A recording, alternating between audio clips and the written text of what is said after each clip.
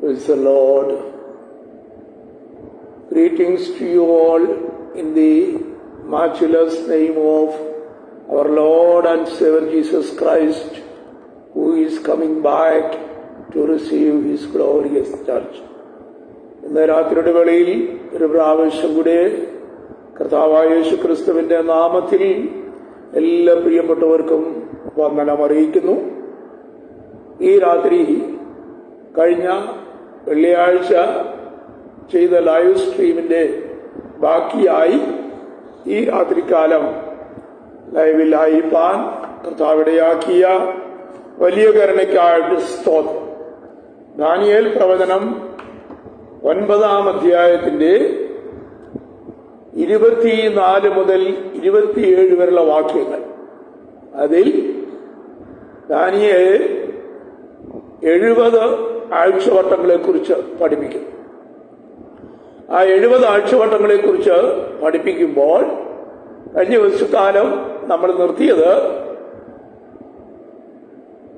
7-62 ആഴ്ചവട്ടം കഴിഞ്ഞ് മശിക ഛേദിക്കപ്പെടും. മശികായുടെ ക്രൂശ് മരണത്തിന് ശേഷം കർത്താവായ യേശു മിശിഹായുടെ ക്രൂശ് മരണത്തിന് ശേഷം ദൈവസഭയുടെ ഉൽപ്രമാണം വരെ, the rapture of the church വരെ ഉള്ള കാലങ്ങളിൽ സംഭവിക്കുന്നതായ പ്രധാനപ്പെട്ട 10 സംഭവങ്ങളാണ് കഴിഞ്ഞ ലൈവിൽ നമ്മൾ ചിന്തിക്കുവാനിടയായത്. ഒന്നുകൂടെ പറഞ്ഞാൽ 69-ാം ആഴ്ചവട്ടത്തിനും 70-ാം ആഴ്ചവട്ടം ആരംഭിക്കുന്നതിനും മുമ്പ് ഈ ഭൂമിയിൽ നടക്കുന്നതായ 10 പ്രധാനപ്പെട്ട സംഭവങ്ങളെ എടുത്തുകൊണ്ടാണ് കഴിഞ്ഞ ദിവസം നമ്മൾ ചിന്തിപ്പാൻ ഇടയായി തീർന്നു. കഴിഞ്ഞ ദിവസത്തെ ലൈവിൽ ഞാൻ ഓർപ്പിച്ചത് 69-ാം ആഴ്ചവട്ടത്തിനും ശേഷം 70-ാം ആഴ്ചവട്ടം ആരംഭിക്കുന്നതിന് മുമ്പായി ഈ ഭൂമിയിൽ നടക്കുന്നതായ പ്രധാനപ്പെട്ട 10 സംഭവങ്ങളെയാണ് കഴിഞ്ഞ ലൈവിൽ പോയിന്റ് ഔട്ട് ചെയ്തത്. അങ്ങനെ അവസാനത്തെ സംഭവമാണ് the rapture of the church, ദൈവസഭയുടെ ഉൽപ്രവാണം. അങ്ങനെ ദൈവസഭയുടെ ഉൽപ്രവാണം സംഭവിക്കുന്നതോടുകൂടെ എന്റെ ലാസ്റ്റിൽ കഴിഞ്ഞ ദിവസം ഓർപ്പിച്ചതുപോലെ യോഹന്നാനോട് വെളിപ്പാട് 4:1 പറയുന്നു, ഇവിടെ കയറി വരുവീൻ, മേലാൽ സംഭവിക്കാനുള്ളത് ഞാൻ നിനക്ക് കാണിച്ചു തരാം എന്ന് പറഞ്ഞ് ദൈവസഭയെ ആകാശമേഘങ്ങളിലേക്ക് കർത്താവ് വിളിക്കുന്നു. യോഹന്നാൻ ദൈവസഭയുടെ റെപ്രസെന്റേറ്റീവ് എന്ന നിലയിൽ കർത്താവ് യോഹന്നാനെ സ്വർഗത്തിലേക്ക് വിളിക്കുമ്പോ കർത്താവിന്റെ പരിശുദ്ധ സഭ, മണവാട്ടി സഭ ആകാശമേഘങ്ങളിലേക്ക് എടുക്കപ്പെടുന്നു. അങ്ങനെ എടുക്കപ്പെടുന്ന ദൈവസഭ എടുക്കപ്പെട്ട് കഴിയുമ്പോൾ ദാനിയേൽ പ്രവചനത്തിലെ 70 ആഴ്ചവട്ടങ്ങളുടെ അവസാനത്തെ ആഴ്ചവട്ടമായ 70-ാം ആഴ്ചവട്ടം ആരംഭിക്കുന്നു. അല്പം കൂടെ പറഞ്ഞാൽ ദാനിയേൽ പ്രവചനം 70 ആഴ്ചവട്ടങ്ങളെ കുറിച്ച് പഠിപ്പിക്കുമ്പോൾ 69 ആഴ്ചവട്ടങ്ങൾ കർത്താവായ യേശു ക്രിസ്തുവിന്റെ ക്രൂശ് മരണത്തോടുകൂടെ തികയുകയും അതിനുശേഷം ഒരു പരംതെറ്റിക്കൽ പീരീഡ്, ഇടക്കാല കാലഘട്ടം സംഭവിക്കുന്നു. ഒരു ഇടക്കാല പീരീഡ്. അതിന് തിയോളജിക്കലി പറയുന്നത് പരംതെറ്റിക്കൽ പീരീഡ്, പരംതെറ്റിക്കൽ പീരീഡ് എന്നാണ് പറയുന്നത്. ഇടക്കാല കാലഘട്ടങ്ങൾ. ആ ഇടക്കാല കാലഘട്ടങ്ങളിൽ യഹൂദൻ അഥവാ ഇസ്രായേൽ, കർത്താവിന്റെ ജനം, ദൈവത്തിന്റെ സ്വന്തം ജനം, അവരുമായിട്ടുള്ള ദൈവിക പ്രവചനങ്ങളുടെ ഇടപാടുകൾ നിന്നുപോകുന്നു. യേശു കർത്താവിന്റെ ക്രൂശ് മരണത്തിന് ശേഷം 37 വർഷങ്ങൾ പൂർത്തിയായപ്പോൾ ജെറുസലേം എന്ന പട്ടണവും യെരുശലേം ദേവാലയവും നശിപ്പിക്കപ്പെട്ടു. അവിടെയാണ് 10 സംഭവങ്ങളുടെ തുടക്കം നമ്മൾ ആരംഭിച്ചത്. അങ്ങനെ അവസാനത്തെ സംഭവമായ അവസാനത്തെ ഇവന്റ്, 10ാമത്തെ ഇവന്റ് ആയിരിക്കും ദൈവസഭയുടെ ഉൾപ്രമാണം എന്ന് പറയുന്നത്, അഥവാ rapture of the church of Christ. ദൈവസഭയുടെ, ക്രിസ്തുയേശുവിന്റെ മണവാട്ടി സഭയുടെ ഉൾപ്രമാണം. ആ ഉൾപ്രമാണം കഴിയുന്നതോടുകൂടെ വീണ്ടും ദൈവം തന്റെ ജനമായ ഇസ്രായേലിനോടുള്ള പ്രവചനങ്ങളിൽ കൂടെ സംസാരിക്കാൻ തുടങ്ങുന്നു. അങ്ങനെയാണ് തന്റെ ജനമായ ഇസ്രായേലുമായുള്ള പ്രവചന ഇടപാടുകൾ ആരംഭിക്കുന്നു. അല്പം കൂടെ പറയുമ്പോ the last week of the book of Daniel, last week of the prophecy of Daniel. Daniel പ്രവചനത്തിന്റെ 70 ആഴ്ചവട്ടങ്ങളുടെ പ്രവചനങ്ങളിലെ അവസാനത്തെ ആഴ്ചവട്ടമായ 7 വർഷം, 483 വർഷങ്ങൾ പിന്നിട്ടു, അഥവാ 69 ആഴ്ചവട്ടങ്ങൾ പിന്നിട്ടു കഴിഞ്ഞ് ഒരു വലിയ gap, that means till today, ഇന്ന് വരെയുള്ള വലിയ ഗ്യാപ്പ്. ഈ ഗ്യാപ്പ് കർത്താവായ യേശുക്രിസ്തുവിന്റെ മണവാട്ടി സഭ ആകാശമേഘങ്ങളിൽ എടുക്കപ്പെടുന്നത് വരെ തുടരും. ദൈവസഭ ആകാശമേഘങ്ങളിൽ എടുക്കപ്പെടുന്നത് വരെ ദിസ് പാരന്തിറ്റിക്കൽ പീരീഡ് വിൽ എക്സ്റ്റെൻഡ്. ഈ പാരന്തിറ്റിക്കൽ പീരീഡ്, അത് ഇടക്കാല കാലഘട്ടം, യേശു കർത്താവ് ആകാശമേഘങ്ങളിൽ പ്രത്യക്ഷനാകുകയും തന്റെ ജനത്തെ സ്വർഗങ്ങളിലേക്ക് ആകാശമേഘങ്ങളിൽ ചേർക്കപ്പെടുകയും ചെയ്യുന്നത് വരെ തുടരും. അത് കഴിഞ്ഞാൽ ഉടനെ, just after the rapture of the church of God, ദൈവസഭയുടെ ഉൽപ്രമാണത്തിന് അനന്തരം, ദൈവസഭയുടെ ഉൽപ്രമാണ അനന്തരം ദൈവം തന്റെ ജനമായി ഇസ്രായേലിനോടുള്ള പ്രവചനങ്ങളുടെ കാലക്കണക്കുകൾ പൂർത്തീകരിക്കാൻ പോകുന്നു. അങ്ങനെ the last week of the 70th week prophecy, 70 weeks prophecy, 70 ആഴ്ചവട്ടങ്ങൾ എന്ന പ്രവചനങ്ങളുടെ അവസാനത്തെ ആഴ്ച, അഥവാ 7 വർഷക്കാലം. ഈ 7 വർഷക്കാലം എപ്പോൾ ആരംഭിക്കും എന്നൊരു ചോദ്യമുണ്ട്. When does the great tribulation happen? ഇതെപ്പോൾ ആരംഭിക്കും? The great tribulation happens just after the rapture of the holy church.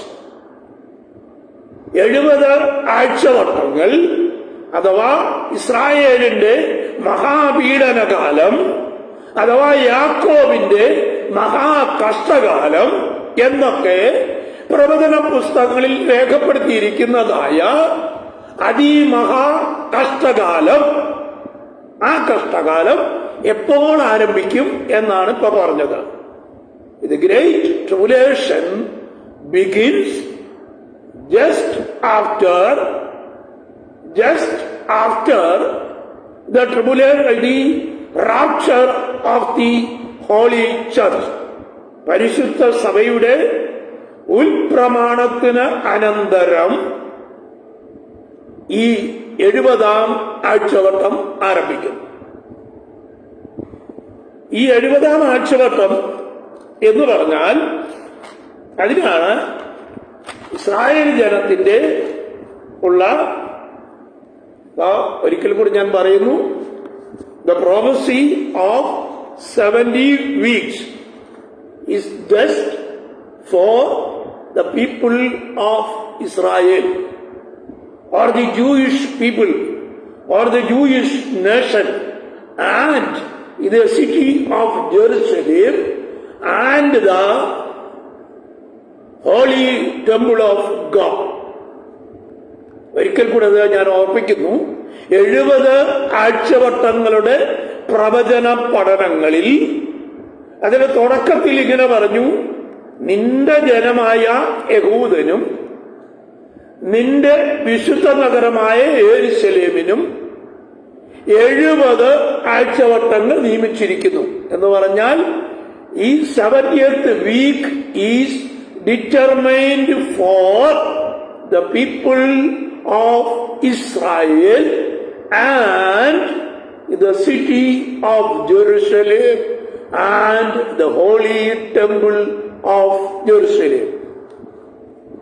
70 ആഴ്ചവട്ടങ്ങൾ നിയമിക്കപ്പെട്ടിരിക്കുന്നത് ഇസ്രായേൽ എന്ന് പറഞ്ഞ രാജ്യത്തിനും യഹൂദ ജനത്തിനും യെരുശലേം എന്ന് പറയുന്ന വിശുദ്ധ പട്ടണത്തിനും യെരുശലേമിന്റെ വിശുദ്ധ ദേവാലയത്തിനും വേണ്ടിയാണ് 70 ആഴ്ചവട്ടങ്ങൾ നിയമിക്കപ്പെട്ടിരിക്കുന്നത്.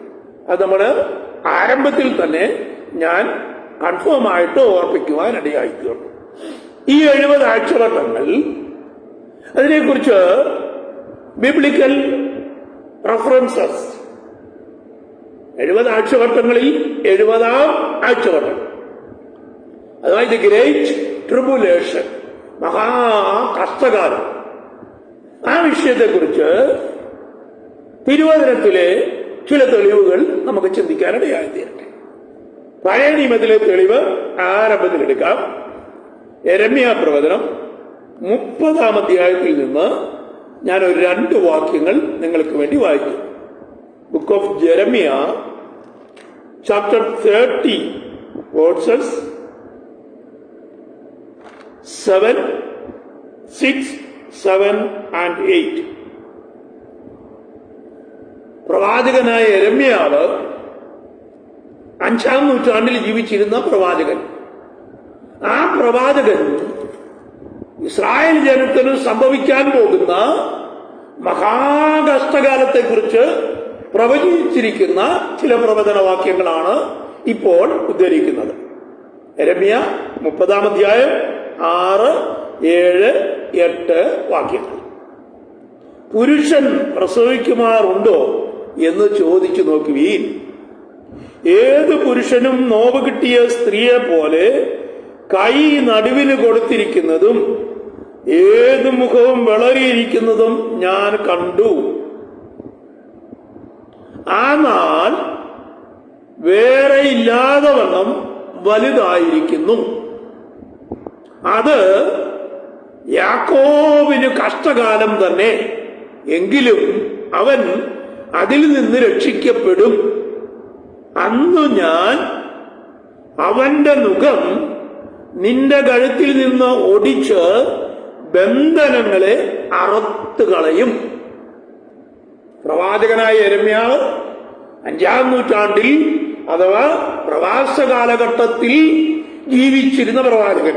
പ്രവാസ കാലഘട്ടത്തിന് മുമ്പും പ്രവാസ കാലഘട്ടത്തിലുമായി, ബാബിലോൺ പ്രവാസ കാലഘട്ടത്തിലും ബാബിലോൺ പ്രവാസ കാലഘട്ടത്തിന് മുമ്പുമായി പ്രവചിച്ചിരുന്ന പ്രവാചകനായ യിരെമ്യാവ് തന്റെ പ്രവചനം 30-ാം അധ്യായത്തിന്റെ 7-ാം വാക്യത്തിൽ ഇങ്ങനെ പറയുന്നു: അത് യാക്കോബിന് കഷ്ടകാലം തന്നെ, എങ്കിലും അവൻ അതിൽ നിന്ന് രക്ഷിക്കപ്പെടും. അന്ന് ഞാൻ അവന്റെ നുകം നിന്റെ കഴുത്തിൽ നിന്ന് ഒടിച്ച് ബന്ധനങ്ങളെ അറുത്തുകളയും. മലയാളത്തിൽ എഴുതിയിരിക്കുന്ന വാക്യമാണ്. ഞാനത് ഇംഗ്ലീഷിൽ ആ ഭാഗം ഒന്ന് വായിച്ചു കേൾപ്പിക്കാം. ഒരല്പം കൂടെ കട്ടി കൂടിയ വാക്കാണ് ഇംഗ്ലീഷിലുള്ളത്, അത് ഞാനത് വായിക്കാം. യെരമ്യാ 30-ാം അധ്യായത്തിലെ വാക്യങ്ങളാണ് വായിക്കാൻ പോകുന്നത്. യെരമ്യാ പ്രവചനം 30-ാം അധ്യായം അതിന്റെ 7-8 വാക്യങ്ങൾ. Alas, for the day is great, so that none is like it. It is even the time of Jacob's trouble. It is even the time of Jacob's trouble. Jacob is the name given by God Yahweh. യഹോവയായ ദൈവം യാക്കോബിനെയാണ് Israel എന്ന് വിളിച്ചത്. നീ ഇനി യാക്കോബ് എന്നല്ല, Israel എന്നറിയപ്പെടും. അപ്പോ യെരമ്യാ പ്രവാചകൻ പറയുന്നു, it is the trouble days of the Jacob, യാക്കോബിന്റെ കഷ്ടകാലം എന്ന് യെരമ്യാ പറയുന്നൊരു വാക്ക്. അടുത്തത് യോവേൽ പ്രവചനം. യോവേൽ പ്രവചനം എന്ന് നമ്മൾ മലയാളത്തിൽ പറയും. യോവേൽ പ്രവചനം 2-ാം അധ്യായത്തിലെ 1-2 വാക്യങ്ങൾ വായിക്കുന്നു. യോവേൽ പ്രവചനം 2-ാം അധ്യായത്തിലെ 1-2. സിയോനിൽ കാഹളം ഊതുവീൻ, എന്റെ വിശുദ്ധ പർവ്വതത്തിൽ അയ്യം വിളിപ്പീൻ. കോവിഡ് ദിവസം വരുന്നത് കൊണ്ടും അത് അടുത്തിരിക്കുന്നതുകൊണ്ടും ദേശത്തിലെ സകല നിവാസികളും നടുങ്ങിപ്പോകട്ടെ. ആ ദിവസത്തെക്കുറിച്ച് പറയുക, ഇരുട്ടും അന്ധകാരവുമുള്ള ദിവസം, മേഘവും കൂരിരുട്ടുമുള്ള ദിവസം തന്നെ എന്ന് പറഞ്ഞാൽ the great darkness, the days are the great darkness, അന്ധകാരമുള്ള ദിനങ്ങൾ. അങ്ങനെ പ്രവചന പുസ്തകങ്ങളുടെ പല ഭാഗങ്ങളിൽ ഇതിനെക്കുറിച്ച് രേഖപ്പെടുത്തിയിട്ടുണ്ട്. 1-ാം അധ്യായത്തിന്റെ 15-ാം വാക്യത്തിൽ കൂടെ നമുക്ക് നോക്കാം. 1-ാം അധ്യായം, ആ ദിവസം അയ്യോ കഷ്ടം.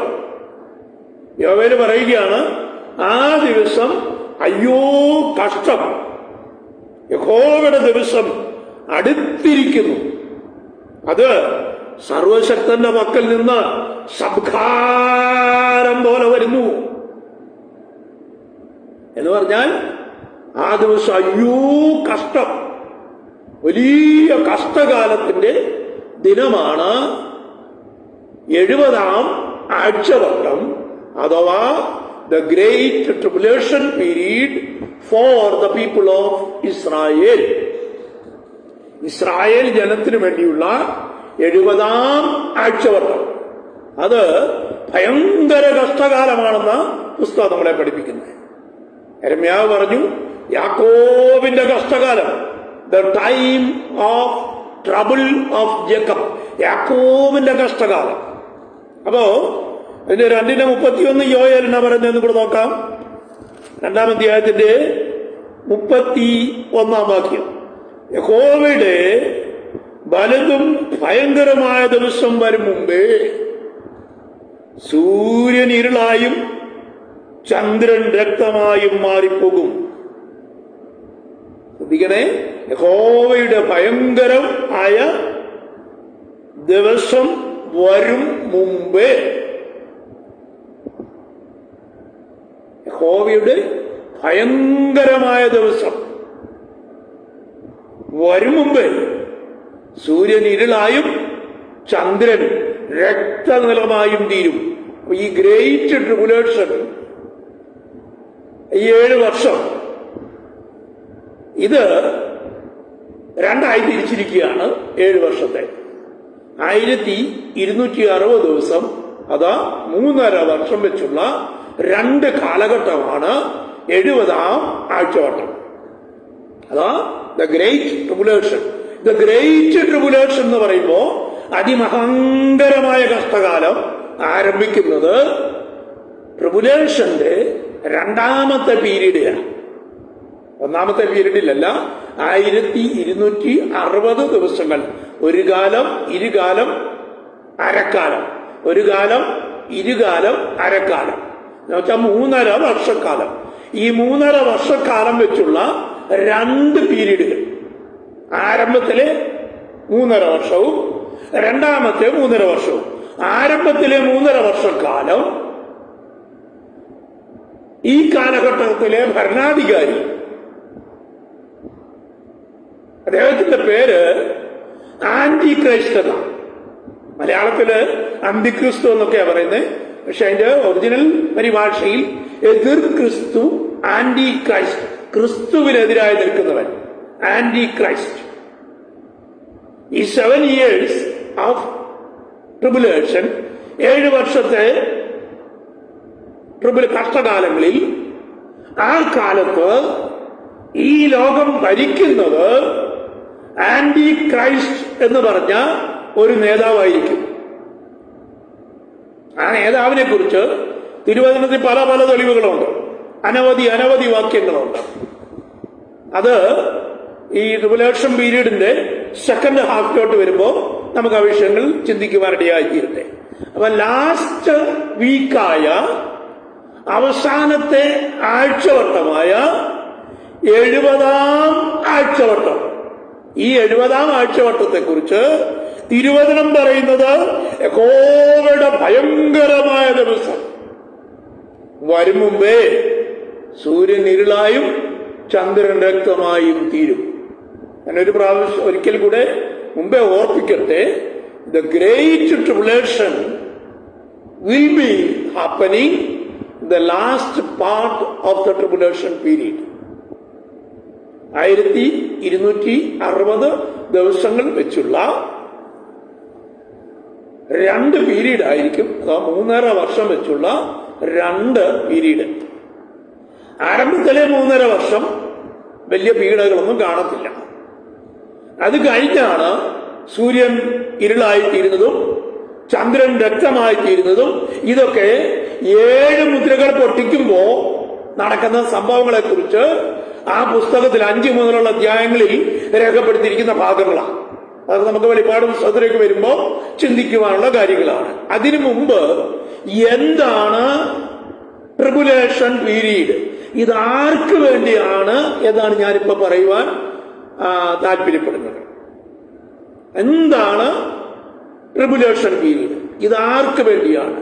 This tribulation period is four ഹും. ഇത് ആർക്ക് വേണ്ടിയാണ് ഈ ട്രിബുലേഷൻ പീരീഡ്? ദാനിയേലിന്റെ പുസ്തകത്തിലെ വാക്യത്തിന്റെ അടിസ്ഥാനത്തിൽ നിന്റെ ജനത്തിനും നിന്റെ നഗരത്തിനും നിന്റെ വിശുദ്ധ മന്ദിരമായ യെരൂശലേം ദേവാലയത്തിനും 3 കാര്യങ്ങളാണ് അതിനോടുള്ള ബന്ധത്തിൽ ചിന്തിക്കാനുള്ളത്. ഒന്ന്, നിന്റെ ജനം. ആരാ? ദാനിയേലിന്റെ ജനം. That means the people of Israel. അല്പം കൂടെ പറഞ്ഞാൽ ദ ജൂയിഷ് നേഷൻ. 2, ദാനിയേലിന്റെ വിശുദ്ധ നഗരം യെരൂശലേം എന്ന നഗരം. 3, ദാനിയേലിന്റെ വിശുദ്ധ പട്ടണത്തിൽ സ്ഥിതി ചെയ്യുന്ന ദേവാലയം, the temple, the holy temple of Jerusalem. അപ്പോ ഈ 3 കാര്യങ്ങൾക്ക് വേണ്ടി മാത്രമാണ് 70 ആഴ്ചവർഷങ്ങൾ നിയമിക്കപ്പെട്ടിരിക്കുന്നത്. പല തെറ്റിദ്ധാരണകൾ ഇതിനോടുള്ള ബന്ധത്തിൽ ഉള്ളതുകൊണ്ടാണ് ഇങ്ങനെ ക്ലിയറായി ഞാൻ ഓർപ്പിക്കുന്നത്. അനവധി പഠനങ്ങൾ ഇതിനോടുള്ള ബന്ധത്തിലുണ്ട്. ട്രിബുലേഷൻ പീരീഡ് കൂടെ ദൈവസഭ കടന്നു പോകുമെന്നും ട്രിബുലേഷന്റെ അവസാനത്തിൽ അല്ലെങ്കിൽ അതിന്റെ മധ്യകാലത്തിൽ ആയിരിക്കും കർത്താവിന്റെ പ്രത്യക്ഷത വെളിപ്പെടുന്നത് എന്നുവരെയൊക്കെ പഠിപ്പിക്കുന്ന ആൾക്കാരുണ്ട്. പ്രീ ട്രിബുലേഷൻ റാപ്ചർ ഉണ്ട്, മിഡ് ട്രിബുലേഷൻ റാപ്ചർ ഉണ്ട്, പോസ്റ്റ് ട്രിബുലേഷൻ റാപ്ചർ ഉണ്ട്. 3 പഠിപ്പിക്കലുകൾ ഇതിനോടുള്ള ബന്ധത്തിലുണ്ട്. ആദ്യത്തേത്, ട്രിബുലേഷന് മുമ്പ് ദൈവസഭ എടുക്കപ്പെടും. അതാണ് 90% ബൈബിൾ പ്രകാരം നമുക്ക് വിശ്വസനീയമായ പഠനമെന്ന് പറയുന്നത്. കർത്താവ് താനും ഗംഭീരനാഥത്തോടും പ്രധാന ദൂതന്റെ ശബ്ദത്തോടും ദൈവത്തിന്റെ കാഹളത്തോടും കൂടെ സ്വർഗത്തിൽ നിന്ന് ഇറങ്ങി വരികയും ക്രിസ്തുവിൽ മരിച്ചുപോയ വിശുദ്ധന്മാർ ഉയർത്തെഴുന്നേൽക്കുകയും പിന്നെ ജീവനോടെ ശേഷിക്കുന്നവരായ നാം അവനെ എതിരേൽപ്പാൻ ആകാശമേഘങ്ങളിൽ എടുക്കപ്പെടുകയും ചെയ്യുമെന്നുള്ള ദൈവവചനത്തിന്റെ അടിസ്ഥാനത്തിൽ ഇവിടെ കയറി വരുവീരുന്ന യോഹന്നാനോട് പറഞ്ഞ പ്രവചനത്തിന്റെ അടിസ്ഥാനത്തിലും ആണ് പ്രീ ട്രിബുലേഷൻ റാപ്ചർ കറക്റ്റ് ആണ് എന്ന് ഞാൻ പറയുന്നത്. പ്രീ ട്രിബുലേഷൻ റാപ്ചർ, മഹാകഷ്ടകാലത്തിന് മുമ്പുള്ള ഉൽപ്രമാണം. അതാണ് ദൈവവചന പ്രകാരം 99% നമുക്ക് വിശ്വസിക്കാൻ പറ്റുന്ന ഒരു പഠിപ്പിക്കൽ. പ്രീ ട്രിബുലേഷൻ റാപ്ചർ, മഹാകഷ്ടകാലത്തിന് മുമ്പ് ദൈവസഭ എടുക്കപ്പെടും. കാരണം 2 കാരണമാണ് അതിൽ ഞാൻ പറയുന്നത്. ഒന്ന്, ഗംഭീരനാഥത്തോടെ കർത്താവ് ഇറങ്ങി വരികയും ക്രിസ്തുവിൽ മരിച്ചവർ മുമ്പ് ഉയർത്തെഴുന്നേൽക്കുകയും ജീവനോടെ ശേഷിക്കുന്ന നാം ആകാശമേഘങ്ങളിൽ എടുക്കപ്പെടുകയും ചെയ്യും. പിന്നീട് നാം കർത്താവിനോടുകൂടെ വാഴും എന്നാണ് പൗലോസ് അപ്പോസ്തലൻ പഠിപ്പിക്കുന്നത്. അതിനു കൂടെ തന്നെ യോഹന്നാൻ വെളിപ്പാട് പുസ്തകം 4:1 പറയുന്നല്ലോ, ഇവിടെ കയറി വരുവീൻ, ഇനി മേലാൽ സംഭവിക്കാനുള്ളത് ഞാൻ നിനക്ക് കാണിച്ചു തരാം. Come up here, I shall show you what is going to happen hereafter. ഇതിനു ശേഷം സംഭവിക്കാനുള്ളത് ഞാൻ നിനക്ക് കാണിച്ചു തരാം എന്ന് പറഞ്ഞിരിക്കുന്ന 2 വചനങ്ങളുടെ അടിസ്ഥാനത്തിൽ നമുക്ക് ഇത് സ്ഥാപിക്കുവാൻ കഴിയും. മഹോപദ്രവ കാലഘട്ടത്തിന് മുമ്പ് യേശുമിശിഹായുടെ മണവാട്ടി സഭ ആകാശമേഘങ്ങളിൽ എടുക്കപ്പെടും. അപ്പോ ഒരു ചോദ്യം വരും, ഈ മഹാ ഉപദ്രവ കാലഘട്ടം, ഉപദ്രവ കാലഘട്ടം, ഇതാണ് ദ ഗ്രേറ്റ് ട്രിബുലേഷൻ പീരീഡ് എന്ന വാക്കിന് മലയാളത്തിൽ കൊടുത്തിരിക്കുന്ന അർത്ഥം. ഉപദ്രവ കാലഘട്ടം. അപ്പം ഈ ഉപദ്രവ കാലഘട്ടത്തിന് മുമ്പ് ദൈവസഭ ആകാശമേഘങ്ങളിൽ എടുക്കപ്പെടും. അപ്പോ ഒരു ചോദ്യം, ഈ ദൈവസഭ ഈ 7 വർഷക്കാലം എവിടെയായിരിക്കും? ഈ 7 വർഷക്കാലം ദൈവസഭ ആകാശമേഘങ്ങളിൽ തന്റെ കാന്തനായ കർത്താവിനോടുകൂടി ആയിരിക്കും. അപ്പോ ആ ഭാഗം ഞാനവിടെ അങ്ങ് വിടട്ടെ. പിന്നീട് ഒരു പഠിപ്പിക്കലുള്ളത് ഇത് മിഡ് ട്രിബുലേഷൻ റാപ്ചർ എന്നാണ് പറയുന്നത്. മഹോപദ്രവ കാലഘട്ടത്തിന്റെ നടുവിൽ ദൈവസഭയുടെ ഉൾപ്രമാണം സംഭവിക്കും. അത് നമുക്ക് ദൈവവചന പ്രകാരം ശരിയായ ഒരു പഠിപ്പിക്കലല്ലാത്തത് കൊണ്ട് അതിനെക്കുറിച്ച് ഞാൻ ചിന്തിക്കുന്നില്ല. പിന്നീടുള്ള ഒരു പഠിപ്പിക്കല് ഇത് ഈ പോസ്റ്റ് ട്രിബുലേഷൻ റാപ്ചർ, അത് മഹോപദ്രവത്തിന് ശേഷമുള്ള പുനരുത്ഥാനം. അതും നമുക്ക് ദൈവവചന പ്രകാരം വിശ്വസനീയമല്ലാത്തതുകൊണ്ട് ആ ഭാഗവും ഞാനങ്ങ് വിടുകയും. അത് ദൈവമക്കൾ ശ്രദ്ധിക്കുക, മഹോപദ്രവ കാലഘട്ടം അഥവാ 70 ആഴ്ചവട്ടങ്ങളിലെ അവസാനത്തെ ആഴ്ചവട്ടമായ 70ാം ആഴ്ചവട്ടം, അതിനാണ് ഉപദ്രവ കാലഘട്ടം. The great tribulation period for the people of Israel. യഹൂദ ജനത്തിനു വേണ്ടിയുള്ള, യെരുശലേം എന്ന് പറയുന്ന പട്ടണത്തിനു വേണ്ടിയുള്ള, യെരുശലേം ദേവാലയത്തിനു വേണ്ടിയുള്ള പ്രവചനങ്ങളുടെ അവസാന കാലഘട്ടത്തിന്റെ കാലസംഖ്യ അവസാനിക്കണം.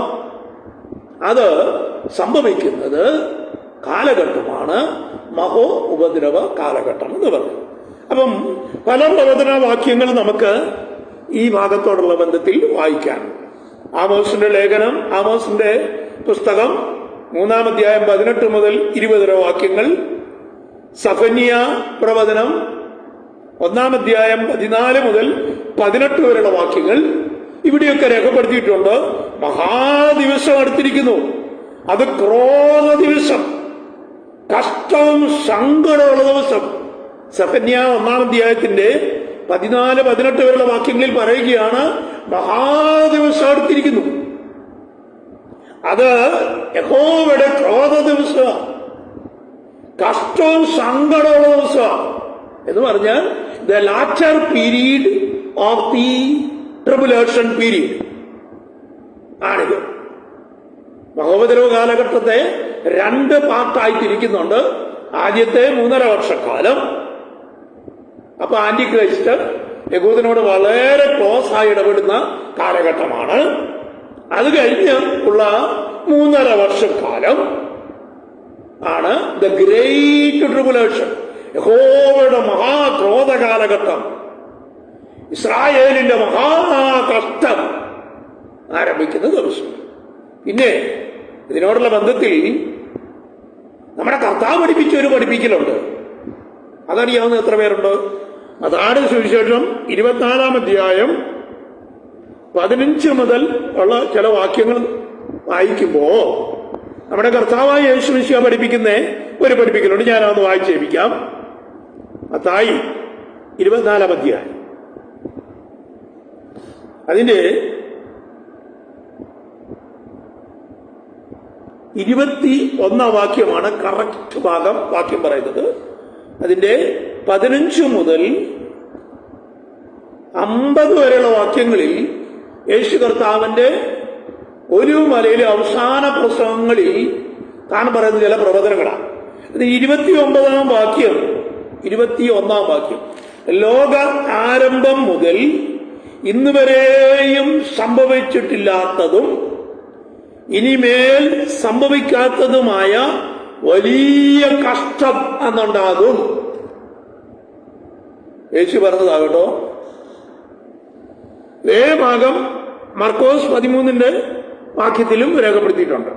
യേശു പറയുകയാണ്, ലോകാരംഭം മുതൽ ഇന്ന് വരെയും സംഭവിച്ചിട്ടില്ലാത്തതും ഇനിമേൽ സംഭവിക്കാത്തതും ആയ വലിയ കഷ്ടം എന്നുണ്ടാകും. യേശു കർത്താവ് 29 വാക്യം, ആ കാലത്തിലെ കഷ്ടം കഴിഞ്ഞ് ഉടനെ സൂര്യൻ ഇരുണ്ടുപോകും, ചന്ദ്രൻ പ്രകാശം കൊടുക്കാതിരിക്കും, നക്ഷത്രങ്ങൾ ആകാശത്തിൽ നിന്ന് വീഴും, ആകാശത്തിലെ ശക്തികൾ ഇളകിപ്പോകും. അപ്പോൾ മനുഷ്യപുത്രന്റെ അടയാളം ആകാശമേഖലയിൽ വെളിപ്പെടും. ഇത് last part of the tribulation പീരീഡിൽ സംഭവിക്കുന്ന ചില പ്രവചനങ്ങളാണ്. യേശു പറയുന്നു, ലോകാരംഭം മുതൽ ഇന്ന് വരെയും സംഭവിച്ചിട്ടില്ലാത്തതും ഇനി മേലാൽ സംഭവിക്കാൻ ഇല്ലാത്തതുമായ ഒരു വലിയ കഷ്ടകാലം. മർക്കോസ് എന്നാ പറയും, നമുക്ക് നോക്കാം. മർക്കോസ് സുവിശേഷം 13-ാം അധ്യായത്തില് മർക്കോസ് പറയുന്ന വാക്യം നമുക്കൊന്ന് വായിച്ചു നോക്കാം. മർക്കോസിന്റെ സുവിശേഷം 13-ാം അധ്യായം അതിന്റെ 14 മുതലുള്ള വാക്യങ്ങളിലാണ് ഈ ഭാഗം രേഖപ്പെടുത്തിയിരിക്കുന്നത്.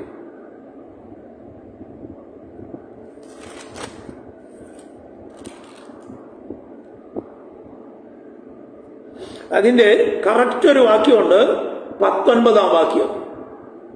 മർക്കോസ് സുവിശേഷം 13-ാം അധ്യായം 19-ാം വാക്യം. ആ നാളുകൾ ദൈവം സൃഷ്ടിച്ച സൃഷ്ടിയുടെ ആരംഭം മുതൽ ഇന്ന് വരെ സംഭവിച്ചിട്ടില്ലാത്തതും ഇനിമേൽ സംഭവിക്കാത്തതും ആയ കഷ്ടകാലമാകും. ശ്രദ്ധിക്കണേ, നമ്മുടെ കർത്താവായ യേശുമശിഹ തന്റെ അവസാനത്തെ പർവ്വത പ്രസംഗത്തിൽ, ഒരു മലയിലെ തന്റെ അവസാനത്തെ മെസ്സേജിൽ ഈ വിഷയങ്ങളെ കുറിച്ച് ചർച്ച ചെയ്യുന്ന ഭാഗങ്ങളാണ് ഞാൻ വായിച്ചു കേൾപ്പിച്ചത്. മത്തായിയുടെ സുവിശേഷത്തിൽ പറയുന്നു, ലോകാരംഭം മുതൽ ഇതുവരെയും സംഭവിച്ചിട്ടില്ലാത്തതും ഇനി മേലാൽ സംഭവിക്കാത്തതുമായ വലിയ കഷ്ടകാലം. മർക്കോസ് പറയുന്നത് കേട്ടോണേ, ആ നാളുകൾ ദൈവം സൃഷ്ടിച്ച സൃഷ്ടിയുടെ ആരംഭം മുതൽ ഇന്ന് വരെ സംഭവിച്ചിട്ടില്ലാത്തതും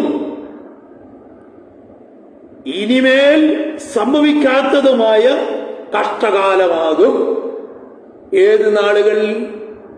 the great tribulation, the last part of the tribulation period. അതാണ് കർത്താവിനോട് പറയുന്ന ഭാഗം. അത് കഴിഞ്ഞ് ലൂക്കോസ് സുവിശേഷത്തിലും ഈ ഭാഗം രേഖപ്പെടുത്തിയിട്ടുണ്ട്. ലൂക്കോസ് സുവിശേഷത്തില് കർത്താവ് പറയുന്ന ഭാഗം ഇനി 21-ാം അധ്യായത്തിന്റെ 20-21 വാക്യം ലൂക്കോസിൽ നിന്നും കൂടെ ഞാൻ വായിക്കാം. 21-ാം അധ്യായം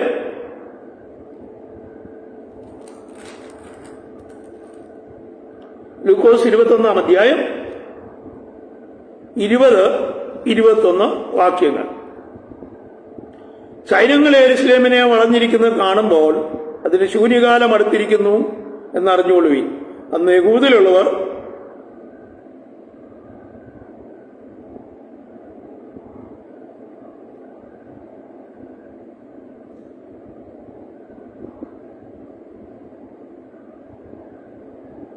കർത്താവ് പറയുകയാണ്,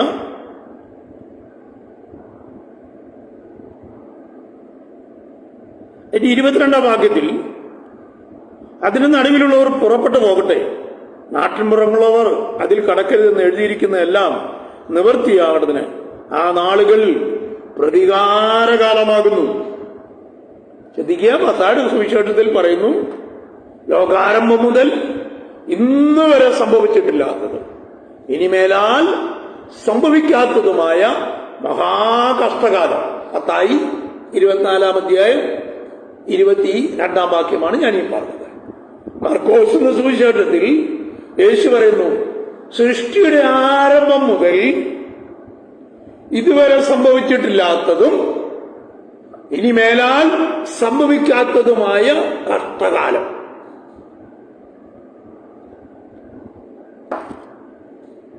ലൂക്കോസ് പറയുകയാണ്, യഹോവയുടെ പ്രതികാരകാലം. ശ്രദ്ധിക്കണേ, ഇങ്ങനെ ഒരു കാലഘട്ടം ഉണ്ടോ? ദൈവവചനത്തിൽ യേശു മശിഹ പഠിപ്പിച്ച പഠിപ്പിക്കലുകളെ കോട്ട് ചെയ്തുകൊണ്ട് ഞാനാണ് ഈ കാര്യങ്ങൾ പറഞ്ഞത്.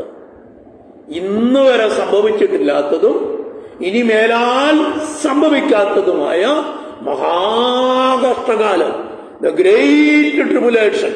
അതാണ് സുവിശേഷത്തിലെ വാക്യം. ഇംഗ്ലീഷിൽ ഒന്ന് വായിച്ച് കേൾപ്പിക്കാം. മത്തായി സുവിശേഷത്തിലെ വാക്യം 24 അധ്യായത്തിലെ വാക്യം.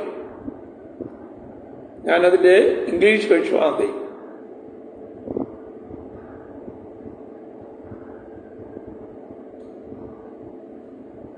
The great tribulation, such as was not since the beginning of the world to this time, nor ever shall be. The great tribulation എന്നാണ് കൊടുത്തിരിക്കുന്നത്. ഗ്രേറ്റ് ട്രിബുലേഷൻ, മഹാകഷ്ടകാലം. ചിന്തിക്കണം, ഇതേപോലെ തന്നെയാണ് മർക്കോസ് സുവിശേഷത്തിൽ രേഖപ്പെടുത്തിയിരിക്കുന്നത്. മർക്കോസ് സുവിശേഷത്തിൽ നമുക്ക് നോക്കാം, അതിന്റെ 13 അധ്യായത്തിന്റെ വാക്യം നമുക്ക് നോക്കാം.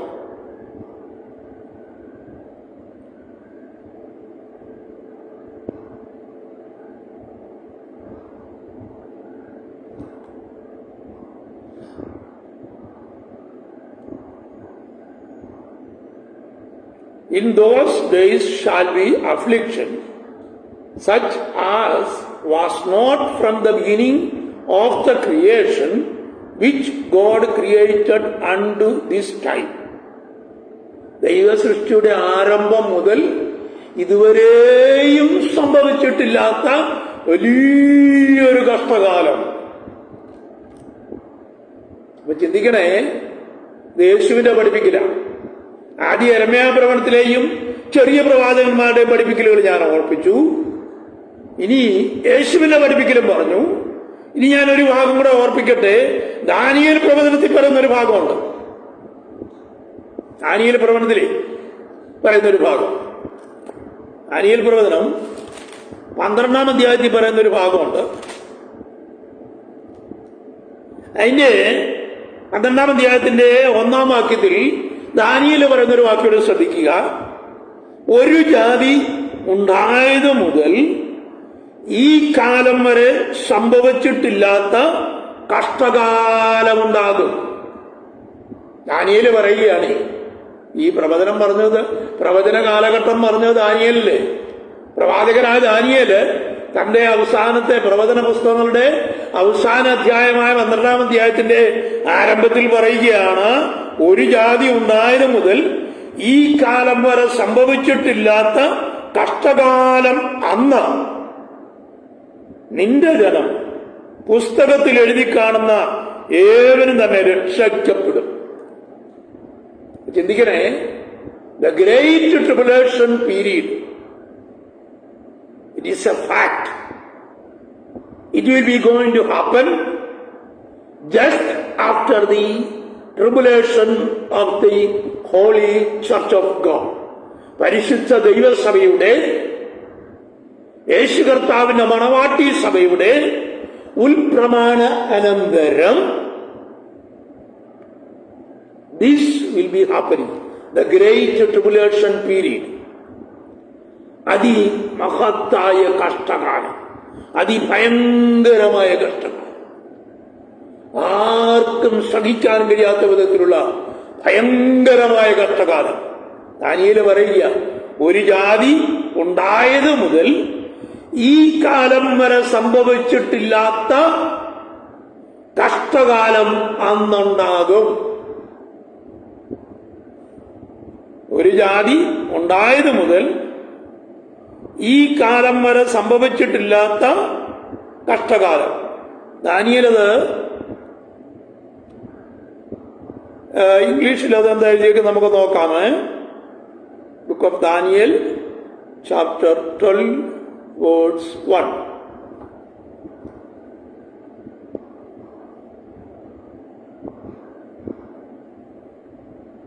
There shall be a time of trouble such as never was since there was a nation even to the time. Trouble എന്ന് മാത്രമേ ദാനിയേൽ പറഞ്ഞിട്ടുള്ളൂ. പക്ഷേ നമ്മുടെ കർത്താവ് പഠിപ്പിച്ചപ്പം പറഞ്ഞത് ദ ഗ്രേറ്റ് ട്രിബുലേഷൻ.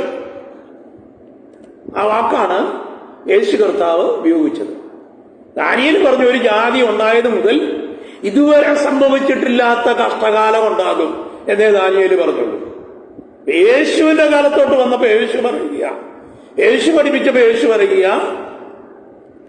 ലോക സൃഷ്ടിയുടെ ആരംഭം മുതൽ ഇതുവരെയും സംഭവിച്ചിട്ടില്ലാത്ത മഹാകഷ്ടകാലം ഉണ്ടാകും. ദ ഗ്രേറ്റ് ട്രിബുലേഷൻ എന്ന വാക്കാണ് മത്തായിയുടെ സുവിശേഷം 24-ാം അധ്യായത്തിന്റെ ഉപയോഗിച്ചിരിക്കുന്ന വാക്യം. The great tribulation. ആ കാലത്തെ കഷ്ടം കഴിഞ്ഞ് സൂര്യൻ ഇരുണ്ടുപോകും, ചന്ദ്രൻ രക്തനിറമായി തീരും, ആകാശത്തിലെ ശക്തികൾ ഇഴിഞ്ഞു പോകും. ഇതൊക്കെ വെളിപ്പാട് പുസ്തകം 5, 6, 7 അധ്യായങ്ങളിൽ നടക്കുന്ന 7 മുദ്രകൾ പൊട്ടിക്കുമ്പോൾ നടക്കുന്ന വിഷയങ്ങളാണ്. സ്തോത്രം. ഞാനിന്ന് സന്ധ്യാവേളയിൽ ഈ ഭാഗം ഓർപ്പിക്കട്ടെ ദൈവമക്കളെ.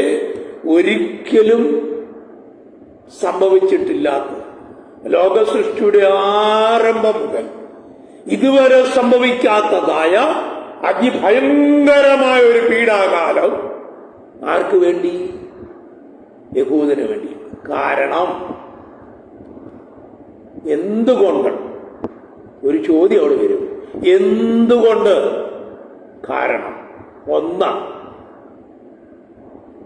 യേശു കർത്താവിനെ അവർ തള്ളിക്കളഞ്ഞതുകൊണ്ട്. തെളിവല്ലോ ഉണ്ടോ എന്നപ്പോ നിങ്ങൾ ചോദിക്കും. ഉണ്ട്. പീലാത്തോസിന് മുമ്പിൽ യേശുവിനെ നിർത്തി വിധിച്ചുകൊണ്ടിരിക്കുക. അപ്പൊ പീലാത്തോസ് പറഞ്ഞു, ഈ മനുഷ്യനിൽ ഞാനൊരു കുറ്റവും കാണുന്നില്ല, അവനെ ഞാൻ അടുപ്പിച്ച് വിട്ടയക്കാം എന്ന് പറഞ്ഞു. അപ്പോൾ ന്യായശാസ്ത്രിമാരും പരീശന്മാരും മഹാപുരോഹിതന്മാരും ജനത്തെ ഒന്നിച്ചിളക്കി. എന്നുവെച്ചാൽ അവരോട് പറഞ്ഞു, ഇവനെ ക്രൂശിക്കാം, ഇവരെ ക്രൂശിക്കാം എന്നവർ അട്ടഹസിച്ചു. എന്നുവെച്ച് ജനത്തെ കൊണ്ട് പറയിപ്പിച്ചു, യേശുവിന് പകരം ബറാബാസിനെ വിട്ടുതരിക, ഞങ്ങൾക്ക് ബറാബാസിനെ വിട്ടുതരിക, യേശുവിനെ ക്രൂശിക്കാം എന്ന് പറഞ്ഞുകൊണ്ട് അവനെ ക്രൂശിച്ചു. അപ്പോ മത്തായി സുവിശേഷത്തിൽ രേഖപ്പെടുത്തിയിരിക്കുന്ന ഒരു ഭാഗമുണ്ട്. മത്തായി സുവിശേഷത്തിൽ പറയുന്ന വളരെ പ്രധാനപ്പെട്ട ഒരു ഭാഗം അതെന്നു ചോദിച്ചാൽ, മത്തായി 27-ാം അധ്യായത്തിൽ യേശു കർത്താവിനെ ക്രൂശിക്കാനായി കൊണ്ടുപോകുന്നതിന് അല്പം മുമ്പ് യഹൂദന്മാരുടെ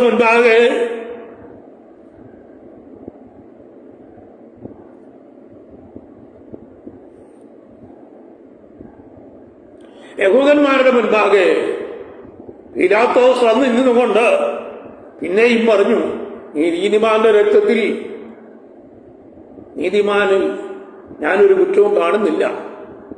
അതാണ് സുവിശേഷത്തിലെ വാക്യമാണ് ഞാൻ വായിക്കുന്നത്. 27-ാം അധ്യായത്തിന്റെ 22 മുതൽ 25 വരെയുള്ള 3 വാക്യങ്ങൾ കൂടെ ഞാൻ വായിക്കാം. എന്തുകൊണ്ട് യഹൂദന് ഈ ന്യായവിധി ഉണ്ടാകും എന്നാ പറയുന്നത് കേട്ടോ. പീലാത്തോസ് അവരോട്, എന്നാൽ ക്രിസ്തു എന്ന യേശുവിനെ എന്തു ചെയ്യേണ്ടു എന്ന് ചോദിച്ചതിന്, അവനെ ക്രൂശിക്കണമെന്ന് എല്ലാവരും പറഞ്ഞു. അവൻ ചെയ്ത ദോഷം എന്ത് അവൻ ചോദിച്ചു. അവനെ ക്രൂശിക്കണം എന്ന് ഏറ്റവും നിലവിളിച്ചു.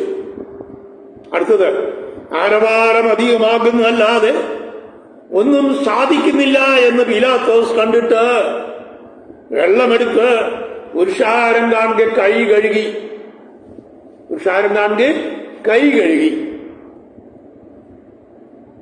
ഈ നീതിമാന്റെ രക്തത്തിൽ എനിക്ക് കുറ്റമില്ല, നിങ്ങൾ തന്നെ നോക്കിക്കൊള്ളുവീൻ. ശ്രദ്ധിക്കണേ, ഈ നീതിമാന്റെ രക്തത്തിൽ എനിക്ക് കുറ്റമില്ല, നിങ്ങൾ തന്നെ നോക്കിക്കൊള്ളുവീൻ. അപ്പൊ അവരുടെ മറുപടി, അവന്റെ രക്തം ഞങ്ങളുടെ മേലും ഞങ്ങളുടെ മക്കളുടെ മേലും വരട്ടെ എന്ന് ജനമൊക്കെയും ഉത്തരം പറഞ്ഞു. അടുത്ത വാക്യത്തിൽ ഇങ്ങനെ എഴുതിയിരിക്കുന്നു, അങ്ങനെ അവൻ ബറാബാസിനെ വിട്ടുകൊടുത്തു, യേശുവിനെ ചമ്മട്ടി കൊണ്ട് അടുപ്പിച്ച് ക്രൂശിക്കേണ്ടതിന് ഏൽപ്പിച്ചു.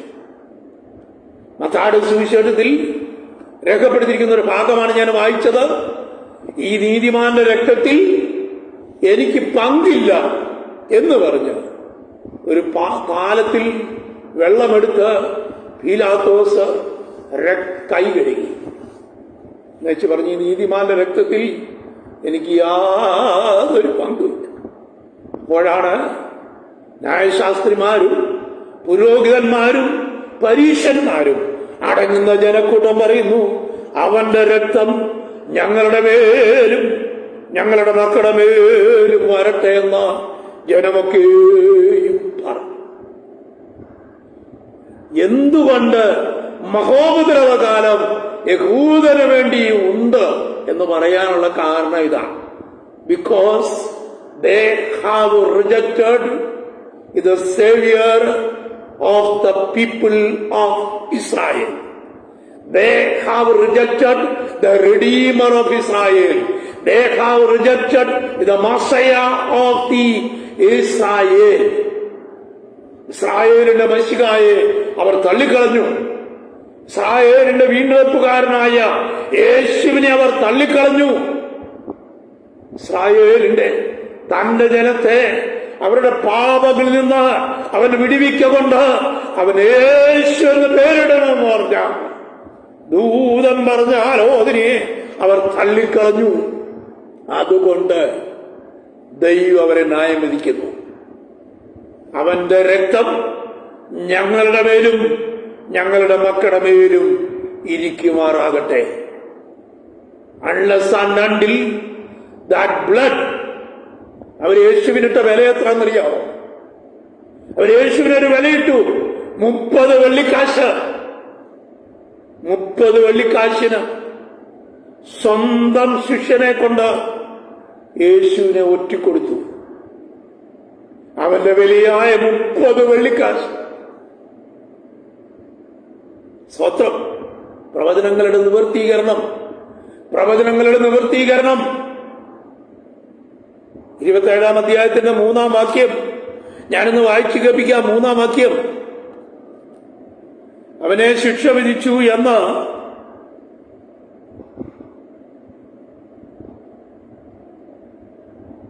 അവനെ കാണിച്ചു കൊടുത്ത യൂദ കണ്ടു, അനുദപിച്ചു. ആ 30 വെള്ളിക്കാശ് പുരോഹിതന്മാരുടെയും മൂപ്പന്മാരുടെയും അടുക്കൽ മടക്കിക്കൊണ്ടുവന്നു. ഞാൻ കുറ്റമില്ലാത്ത രക്തത്തെ കാണിച്ചു കൊടുത്തതിനാൽ പാപം ചെയ്തു എന്ന് പറഞ്ഞു. അത് ഞങ്ങൾക്കെന്ത്, നീ തന്നെ നോക്കിക്കൊള്ളുവീൻ എന്ന് പറഞ്ഞു. അവൻ ആ വെള്ളിക്കാശ് മന്ദിരത്തിൽ എറിഞ്ഞ് ചെന്ന് കെട്ടിഞ്ഞാന്ന് ചത്തു. മഹാപുരോഹിതന്മാർ ആ വെള്ളിക്കാശ് എടുത്ത് രക്തത്തിന്റെ വിലയാകിയാൽ ശ്രീവർണ്ണാരത്തിൽ ഇടുന്നത് വിഹിതമല്ല എന്ന് പറഞ്ഞുകൂടി ആലോചിച്ച് പരദേശികളെ കുഴിച്ചിടുവാൻ ആ സ്ഥലത്തിന് അതുകൊണ്ട് ഒരു കുശവന്റെ നിലം വാങ്ങിച്ചു. അടുത്തൊരു കൊട്ടേഷനാ കേട്ടോ.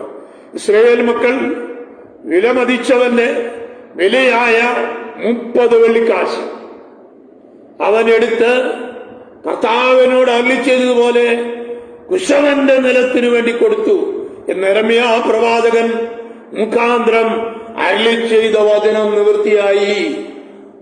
ശ്രദ്ധിക്കണേ, ഇസ്രായേൽ, പീപ്പിൾ ഓഫ് ഇസ്രായേൽ, യഹൂദ ജനം തങ്ങളുടെ രക്ഷിതാവിനിട്ട വില 30 വെള്ളിക്കാശ്.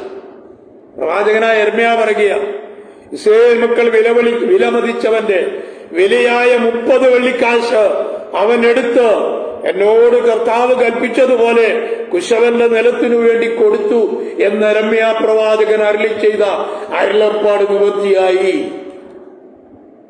ഇസ്രായേൽ ജനം അവരുടെ മശിഹായെ തള്ളിക്കളഞ്ഞതിനാൽ, ഇസ്രായേൽ ജനം അവരുടെ വീണ്ടെടുപ്പുകാരനെ തള്ളിക്കളഞ്ഞതിനാൽ, ഇസ്രായേൽ ജനം അവരുടെ ജാതിയെ രക്ഷിക്കാൻ കടന്നുവന്ന മനുഷ്യപുത്രനെ തള്ളിക്കളഞ്ഞതിനാൽ, ഇസ്രായേൽ ജനം മശിഹായിലേക്ക് നോക്കുന്നത് വരെ പ്രവാചകനായ സഖറിയാവ് പറഞ്ഞ പ്രവചനത്തിനൊരു നിറവേറൽ ഉണ്ടാകുന്നത് വരെ അവർ കുത്തിയവങ്കിലേക്ക് നോക്കും എന്ന് സഖറിയാ പ്രവചനം 12-ാം അധ്യായത്തിന്റെ 10-ാം വാക്യത്തിൽ രേഖപ്പെടുത്തിയിരിക്കുന്ന പ്രവചനങ്ങളുടെ നിറവേറൽ ഉണ്ടാകുന്നത് വരെ ഈ ജനം മഹാകഷ്ടകാലത്തിൽ കൂടെ കടന്നു പോകും. ഏത് ജനം? ഇസ്രായേൽ ജനം, യഹൂദ ജാതി മഹാകഷ്ടകാലത്തിൽ കൂടെ കടന്നു പോകും. യഹോവയുടെ ക്രോധ ദിവസം, യഹോവയുടെ വലുതും ഭയങ്കരവുമായ ദിനം, അന്ധകാരവും മഹാകഷ്ടവും അത്രേ. ഇതൊക്കെയാ പ്രവാചകന്മാർ പറഞ്ഞൊപ്പിച്ചത് കേട്ടോ. അകൽ ഇന്ന് രാത്രി ഞാൻ ഓർപ്പിക്കട്ടെ ദൈവമക്കളെ, ഈ പ്രവചനം ഇങ്ങനെ വിളിച്ചു പറയുന്നു: യഹൂദന് വേണ്ടി കരുതിയിരിക്കുന്ന മഹോപദ്രവ കാലഘട്ടം, the great tribulation period will be happening just after the rapture of the holy church. പരിശുദ്ധ ദൈവസഭയുടെ പുനരുത്ഥാന ഉൽപ്രമാണ അനന്തരം, ദ റാപ്ചർ, ഉൽപ്രമാണ അനന്തരം ഈ ഭൂമിയിൽ യഹൂദന് വേണ്ടി നീക്കിവച്ചിരിക്കുന്ന ദാനിയേൽ പ്രവചനത്തിലെ അവസാനത്തെ ആഴ്ചവട്ടമായ ഇത് മഹോപദ്രവ കാലഘട്ടം ആരംഭിക്കും. മഹോപദ്രവ കാലഘട്ടം 2 പീരീഡായി തിരിച്ചിരിക്കുന്നു.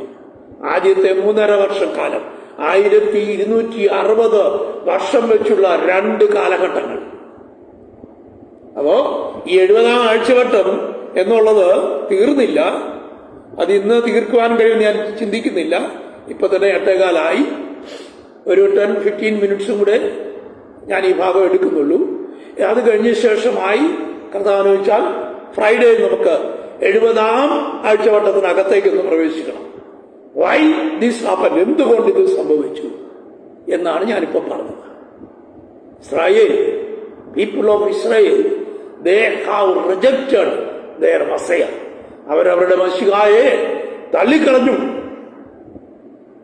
അവർ പ്രതീക്ഷിച്ചത് റോമൻ ഭരണാധികാരന്മാരുടെ അടിമ കാലഘട്ടത്തിൽ നിന്ന് ഞങ്ങളെ വിടിവിക്കാൻ വരുന്ന ഒരു വീണ്ടെടുപ്പുകാരൻ, ഒരു രാജാവായി വെളിപ്പെടുന്ന ഒരുവൻ വരും എന്നൊക്കെ അവർ വിചാരിച്ചത്. യഹൂദന്മാർ വിചാരിച്ചങ്ങനെയായിരുന്നേ. യഹൂദന്മാരുടെ രാജാവായി പിറന്നവൻ എവിടെ എന്ന് ചോദിച്ചുകൊണ്ടല്ലേ ന്യായശാസ്ത്രിമാര് പേർഷ്യയിൽ ഇങ്ങോട്ട് വന്നതേ. അതുകൊണ്ട് അവർ രാജകൊട്ടാരത്തിൽ പോയത്, ഹേരോദാവിന്റെ കൊട്ടാരത്തിൽ. അന്നേരം അവരുടെ മുൻപാകെ നടന്നുകൊണ്ടിരുന്ന നക്ഷത്രം അവരെ ബെത്ലഹേമിലെ കാലിത്തൊഴുത്തിൽ കൊണ്ടുപോയി. ചിന്തിക്കണേ, ബെത്ലഹേമിലെ കാലിത്തൊഴുത്തിലല്ല യഹൂദന്മാരുടെ രാജാവ് പിറക്കേണ്ടത്. യഹൂദന്മാര് പ്രതീക്ഷിച്ചിരുന്നത് രാജാവായി മശിഹ, ദ റോയൽ കിങ് വരുമെന്നായിരുന്നു. എന്നാ മശിഹ വന്നത് എവിടെ? ദരിദ്രന്മാരുടെ നടുവിൽ, കഷ്ടമനുഭവിക്കുന്നവരുടെ നടുവിൽ, മീൻപിടുത്തക്കാരായ മുക്കുവന്മാരുടെ ഇടയിലേക്കാണ് യേശു മശിഹ വെളിപ്പെട്ട് വന്നത്. ഇന്ന് രാത്രി ഒന്ന് ചിന്തിച്ചു നോക്കണേ.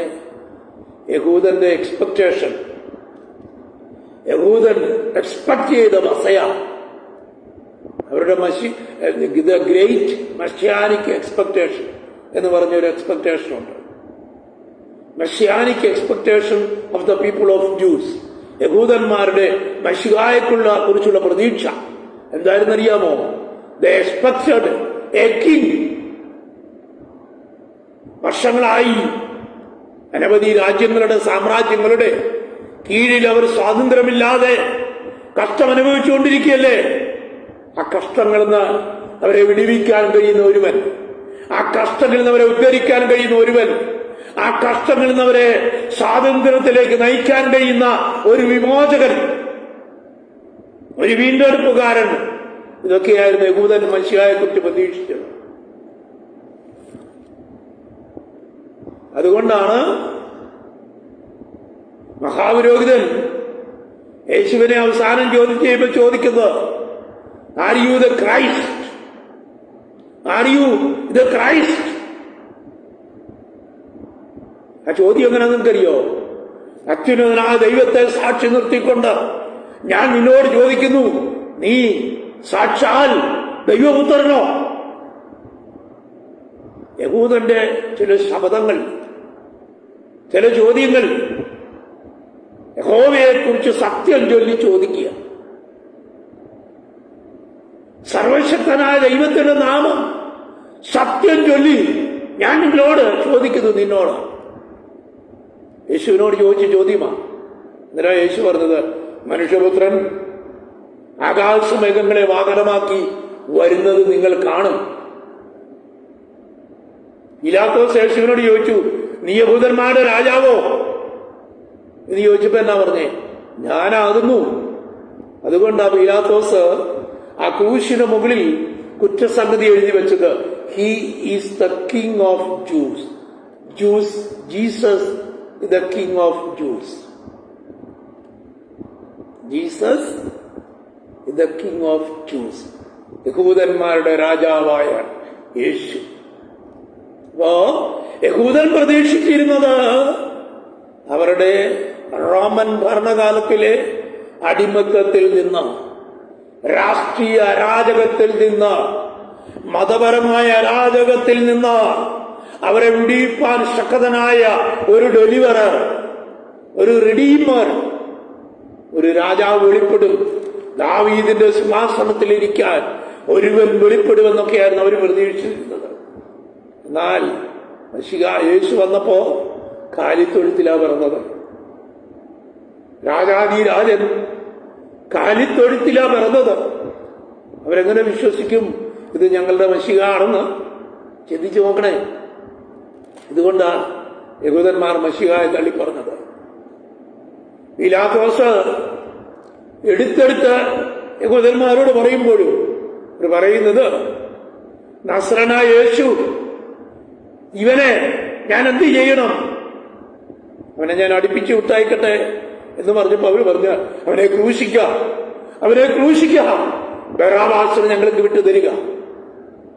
അത് കഴിഞ്ഞിട്ടാണ് മത്തായിയുടെ സുവിശേഷം 27-ാം അധ്യായത്തിൽ നമ്മൾ കാണുന്ന ആ ഭാഗം, പീലാത്തോസ് വെള്ളം എടുത്ത് കൈ കഴുകിച്ച് പറഞ്ഞു, ഈ നീതിമാന്റെ രക്തത്തിൽ എനിക്ക് യാതൊരു പങ്കുമില്ല. അപ്പോഴവര് പറഞ്ഞേ, ഇവന്റെ രക്തം ഞങ്ങളുടെ മേലും ഞങ്ങളുടെ മക്കളുടെ മേലും ഇരിക്കുമാറാകട്ടെ. അവന്റെ രക്തത്തിന്റെ വില യഹൂദാജാതിയോട് ദൈവം ചോദിച്ചുകൊണ്ടിരിക്കും എന്ന് അവർ മശിഹായെ തിരിച്ചറിയുന്നു, എന്നവർ കുത്യവങ്കിലേക്ക് നോക്കുമോ, എന്നവർ അവന്റെ വിലാപ്പുറത്തേക്ക് നോക്കുമോ, അന്ന് വരെയും യഹൂദന്റെ കഷ്ടകാലത്തിൽ കൂടെ കടന്നു പോകും. ആ കടന്നു പോകുന്നത് എന്താ കാരണമാ ഞാൻ പറഞ്ഞത്. യേശുവിനെ അവർ തള്ളിപ്പറഞ്ഞു. അവനോ സ്വന്തത്തിലേക്ക് വന്നു, സ്വന്തക്കാരോ അവനെ കൈക്കൊണ്ടില്ല. യോഹന്നാന്റെ സുവിശേഷത്തിലെ വാക്യമാണ്. സ്വന്തക്കാരോ അവനെ തള്ളിക്കളഞ്ഞു. അതുകൊണ്ട് തിരിച്ച് യഹൂദാജാതി അവർ കുത്യവങ്കിലേക്ക് നോക്കുന്ന ഒരു ദിനം വരും. ആ ദിനത്തിൽ മശിഹ അവർക്ക് വേണ്ടി ആകാശമേഘങ്ങളിൽ അവരെ ചേർപ്പാക്കി വരും. ഇതൊക്കെ ട്രിബുലേഷൻ പീരീഡ് കഴിഞ്ഞ് സംഭവിക്കേണ്ട ചില സംഭവങ്ങൾ ചിന്തിക്കണേ. അപ്പോ മഹോ ഉപദ്രവ കാലഘട്ടം ആർക്ക്? The tribulation period will be happening for whom? ആർക്ക് വേണ്ടിയാണ് മഹോ ഉപദ്രവ കാലഘട്ടം? ഒന്ന്, for the people of Daniel, ദാനിയേലിന്റെ ജനമായ യഹൂദന് വേണ്ടി. ദാനിയേലിന്റെ നഗരമായ യെരൂശലേമിന് വേണ്ടി, ദാനിയേലിന്റെ വിശുദ്ധ ആലയമായ യെരൂശലേം ആലയത്തിനു വേണ്ടി. മഹോപദ്രവ കാലഘട്ടം 70 ആഴ്ചവട്ടങ്ങൾ യഹൂദന് വേണ്ടിയാണെന്ന് ഞാൻ ഈ സമർത്ഥിക്കുന്നത്. അപ്പൊ നിങ്ങൾ ചോദിക്കും, എല്ലാവരും കർത്താവിന്റെ മുമ്പിൽ എടുക്കപ്പെടുമോ? Who will be in the tribulation period? ആരൊക്കെ ട്രിബുലേഷൻ പീരീഡിൽ ഉണ്ടാകും? ഒന്ന്, the left behind people. The left behind from the rapture of the church. ദൈവസഭയുടെ ഉൽപ്രമാണത്തിൽ കൈവിടപ്പെട്ടു പോകുന്ന ഒരു ഗ്രൂപ്പ്. രണ്ട്, the people of Israel. മൂന്ന്, യേശുവിനെ അംഗീകരിക്കാത്ത ജാതികളായവർ. 3 കൂട്ടം ജനം മഹോപദ്രവ കാലഘട്ടത്തിലുണ്ടായിരിക്കും. ഒന്ന്, ഉൽപ്രമാണത്തിൽ കൈവിടപ്പെട്ടു പോകുന്ന ഒരു വലിയ കൂട്ടം ജനം. രണ്ട്, യഹൂദന്മാർ. മൂന്ന്, യേശുവിനെ ഇതുവരെയും അംഗീകരിക്കാത്ത, യേശു കർത്താവിനെ ഇതുവരെയും സ്വന്തം രക്ഷിതാവായി സ്വീകരിക്കാത്ത ജാതികളായ രാജ്യങ്ങൾ. 3 കൂട്ടം ജനമാണ് മഹോപദ്രവ കാലഘട്ടത്തിലുണ്ടായിരിക്കുന്നത്. 3 കൂട്ടം ആൾക്കാർ. ഒന്ന്, ഉൽപ്രമാണത്തിൽ കൈവിടപ്പെട്ടു പോകുന്ന ഒരു വലിയ കൂട്ടം ജനം. രണ്ട്, യഹൂദന്മാർ.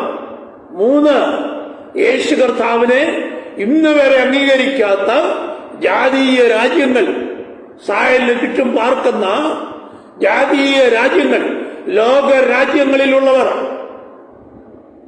അവർ മഹോപദ്രവകാലത്തിലെ പ്രജകളായിരിക്കും.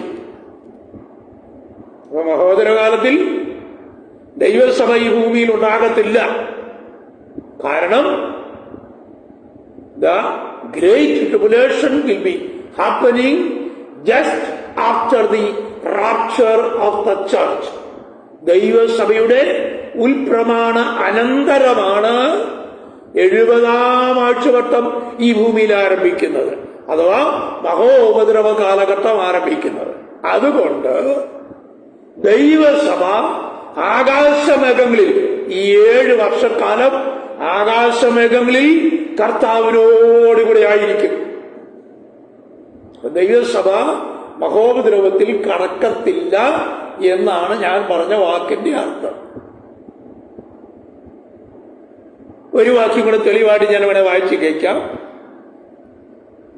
ഒരു വാക്യം, ഇതിന് തെളിവായിട്ടൊരു വാക്യം ഞാൻ വായിച്ചിരുന്നു. 2 തെസ്സലോനിക്കയിലെ ഒരു വാക്യമാണ്. അത് ഞാൻ നിങ്ങൾക്ക് വേണ്ടി വായിച്ചു കേൾപ്പിക്കാം. 2 Thessalonians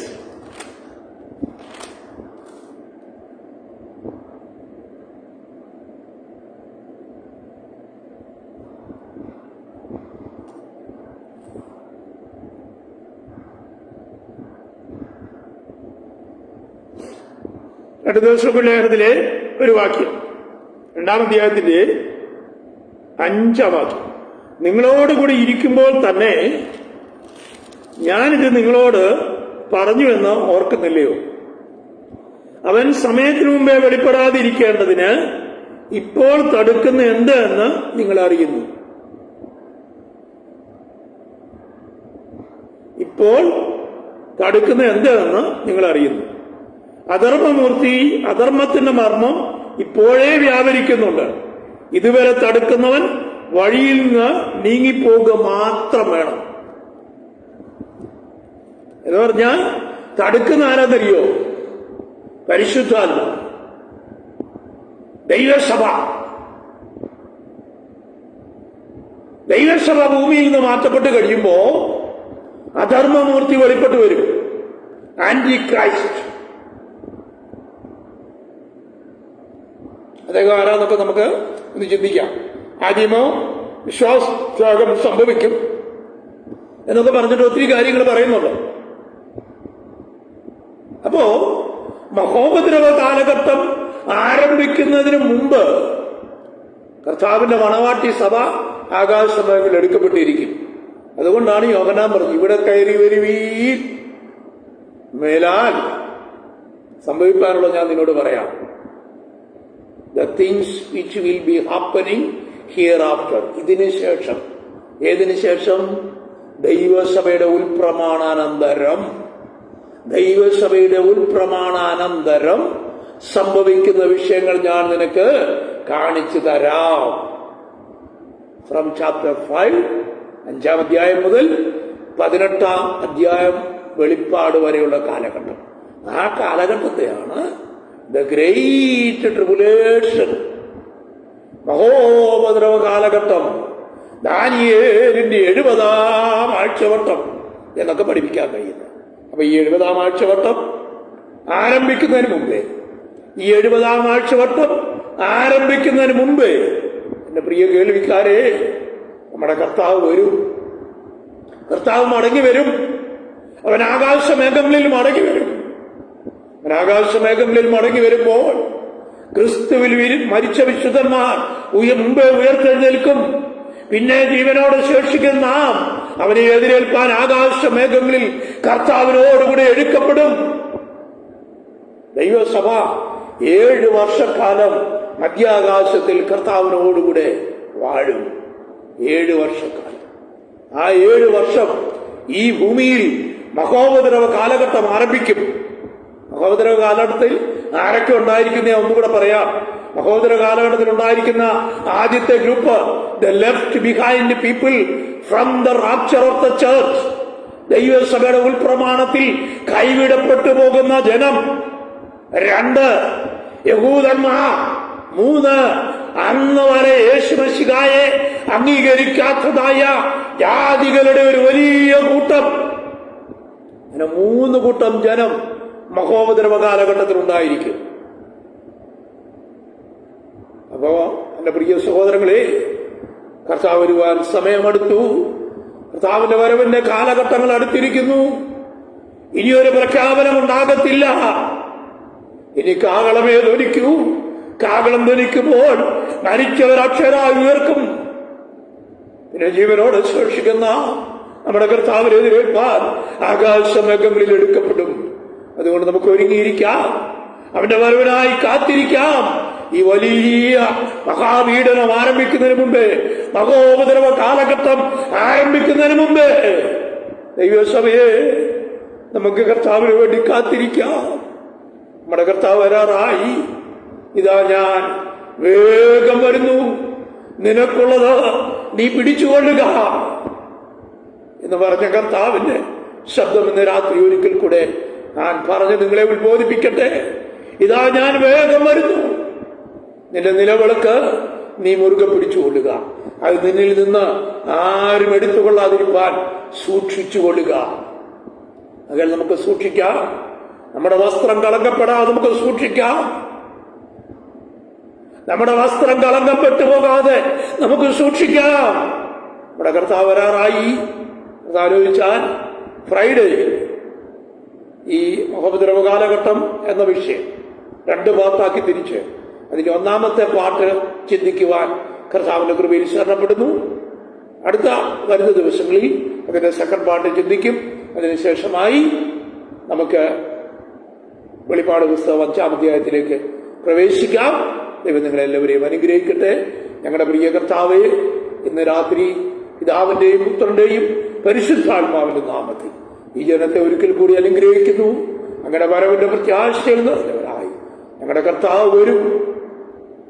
വരുമ്പോ ആകാശമേഖലയിൽ വെളിപ്പെടുമ്പോ തന്റെ വിശുദ്ധന്മാർ മരിച്ചുപോയവർ മുമ്പ് ഉയർക്കുകയും പിന്നെ ശേഷിക്കുന്നവരായ ഞാൻ കർത്താവിനെതിരേൽപ്പാൻ ആകാശമേഖലയിൽ എടുക്കപ്പെടുകയും ചെയ്യും. അതോടുകൂടെ ദൈവസഭ ഭൂമിയിൽ നിന്ന് മാറ്റപ്പെടും. ദൈവസഭയോടുകൂടെ എടുക്കപ്പെടാം. ഇവരെ സഹായിക്കണമേ. അതിനായി ഞങ്ങളെ സഹായിക്കണമേ. നിന്റെ ജനത്തെ പിതാവിന്റെയും പുത്രന്റെയും പരിശുദ്ധാത്മാവിന്റെ നാമത്തിൽ അനുഗ്രഹിക്കുന്ന കർത്താവേ, ദൈവപ്രവൃത്തി വെളിപ്പെടുത്തിയാട്ട്. തിരുനാമം ഞങ്ങളിൽ കൂടെ മഹത്വപ്പെടുത്തിയാട്ട്. യേശു കർത്താവിന്റെ നാമത്തിൽ ഞങ്ങളുടെ പ്രിയ പിതാവേ. This is pastor Sunny K Thomas signing off from Changanur. We will meet on Friday with the first part of the tribulation period. May God Almighty give you all the blessings. Amen, amen, amen.